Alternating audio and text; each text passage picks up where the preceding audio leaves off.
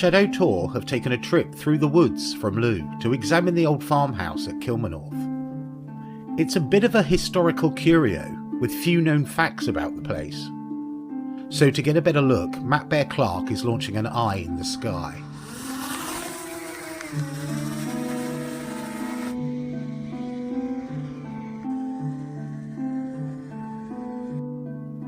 Kilminorth consists of one large farmhouse at present and a scattering of 17th and 18th century outbuildings. There are tantalising stories about antiquity, possible nobility once living here, but where to start looking up maps and facts? It's an early start for Bear as he catches the Looe Valley Line train from Looe Station. Opened for the public in 1879, the line was previously an industrial route for cargo to the busy port. A quick change at Liskeard to the mainline London to Penzance service, westbound. Then, finally, Bear arrives at his destination. The heart of Cornish industry, Redruth. Bear is seeking Kresen Kernow, the Archive Centre, which is a short walk from town. I'm here at Kresen Kernow, the Cornwall Archive Centre, to look at some old documents. Inside, Kresen Kernow is impressive, built into the stony ruins of the old mine buildings and workings. It seems a very suitable vault for precious information. An appointment with scrolls, very old scrolls. Gently unveiling these old documents, frail as they are, is quite a thrill. Bear is most keen to see the old tithe maps of Kilminorth.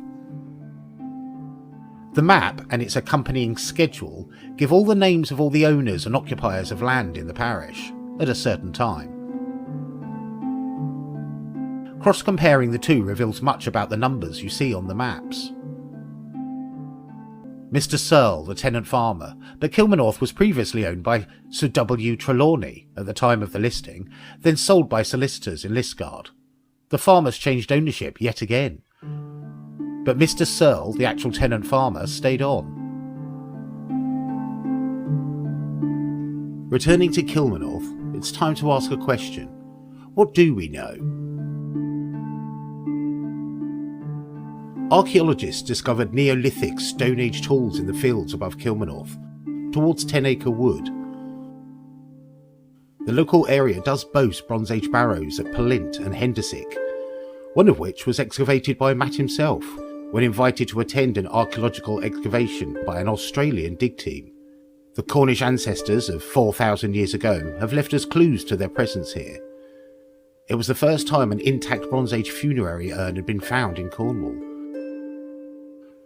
On yonder hill, towards the woods, there are tantalising suggestions of an ancient Iron Age encampment from 2,000 years ago. It's a great spot, hidden in the valley, close to fresh water, fish and game, with easy access to the coast at high tides.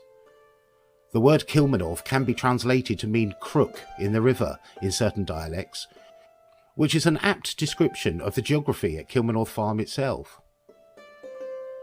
But who lived here? It is recorded that the first inhabitant of this plot was Wulfwin of Penhole, born 968. Harking from a nearby community above what is now Herodsfoot, a few miles away, Wulfwin appears to have made a home for himself at Kilminorth. Wulfwin remains a big mystery. He disappears in 1066, during a fateful war that would not end well for Wulfwin and co. But the war does provide some clues as to what was here. The Norman conquest of 1066, the farms, manors and coast were about to get a significant upgrade, although with a hefty tax bill.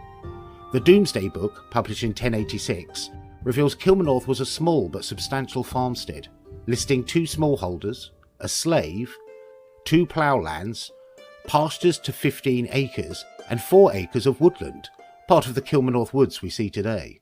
Old Wulfwin's lands were now in foreign hands. Kilminorth was listed in the Domesday Book and overseen by Thurston, appointed by Robert of Mortain, the big cheese and brother to William the Conqueror. Thurston was a sheriff, the bad guy, you could say, who was boss of Kilminorth, although with 200 other properties scattered across West Cornwall.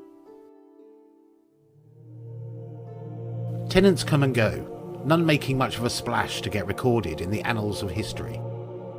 Until a curiously large feature on the map of the county of Cornwall by Joel Gascoigne in 1699. This is a significant map, as it suggests rather than illustrates the importance of manors, homesteads and churches through size. This tiny pen sketch of Kilminorth is not accurate. It's merely an icon, suggestive rather than architecturally representative, but it does suggest a person of some importance lived at Kilminorth, clearly an important peer in the community. So why is Kilminorth significant?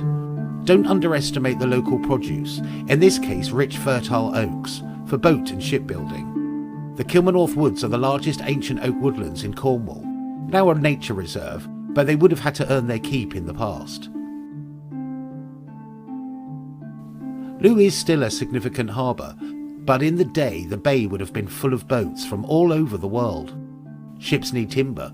Interesting to note that a boat builders existed on the flat area of the Kilminorth Woods until only a few decades ago.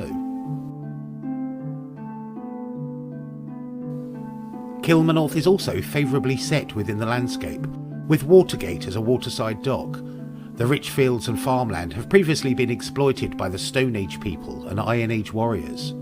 The Giant's Hedge literally winds its way past these borders, a huge serpentine monument or barrier erected 2,000 years ago, and is thought to designate the lands of some unknown Iron Age kingdom. At Kilminorth you sit on two ancient borders, straddling sea and land. Many have lived here, their stories untold, with few leaving us clues as to their life and death here. But documents, maps, tithe records all help our understanding of Kilminorth, clearly an important and prized farmstead, with hints of grander times in antiquity. A historical location in a picturesque wooded rolling landscape, befit for nobility. Discoveries over the years certainly suggest Kilminorth was a home of high status, when pieces of expensive 15th century plasterwork were discovered in the upper room, back in the 1950s. The leaf pattern, acanthus, has been popular for millennia, a symbol of resurrection. Here we also see the maker's mark, currently unknown but exhibiting fine craftsmanship, perhaps from overseas. The last big personality to live at Kilminorth was Admiral Sir Charles Wager, MP for West Looe from 1713 to 1715. A man of the world, both old and new, he was instrumental in the colonisation of Jamaica and several sea battles. One fateful encounter with the Spanish treasure fleet in the Caribbean made him a very rich man. Wager's action, as it came to be known, made him a wealthy dignitary upon his return, a rear admiral no less. He promptly bought Kilminorth and owned it until his death in 1743. The estate was sold by his widow, Martha. Over the next 2 centuries, Kilminorth evolves into the farm complex we see today.